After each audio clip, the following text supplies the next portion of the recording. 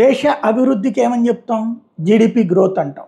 ఇప్పుడు భారతదేశం నెంబర్ 1లో ఉంది గ్రోత్ రేట్లో, ప్రపంచంలో టాప్ 5కి వచ్చాం.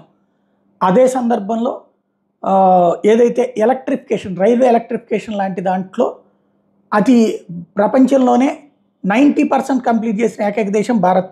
47% వరల్డ్ యావరేజ్ అయితే భారతదేశం 90% చేసుకొచ్చింది. అది ఒక ఎత్తు అయితే, విదేశీ ప్రత్యక్ష పెట్టుబడులు భారతదేశానికి భారీ ఎత్తున పెరిగినాయి.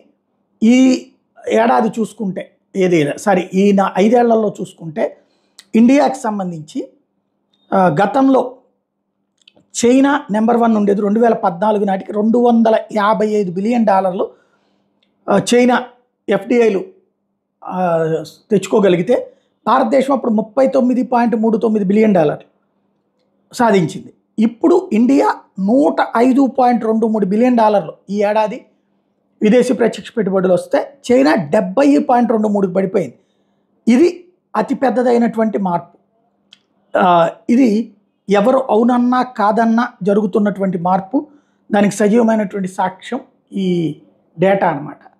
మరి ఇప్పుడు మనకి ఆంధ్రాలోనే ఎవరైతే తెలుగుదేశం అభిమానులు చాలామంది ఏం మాట్లాడుతుంటారంటే, ఆంధ్ర గ్రోత్ పడిపోయింది, లేకపోతే అదైపోయింది ఇదైపోయింది అంటారు. మరి గ్రోత్ తీసుకొస్తున్నటువంటి నరేంద్ర మోడీకి తెలుగుదేశం అయితే పొత్తు పెట్టుకుంది, కానీ ఇంకా మోడీని ద్వేషిస్తున్నారు, బీజేపీని ద్వేషిస్తున్నారు కదా తెలుగుదేశం అభిమానులు. వాళ్ళు ఇప్పుడు ఓటేస్తారా లేదా చూడాలి.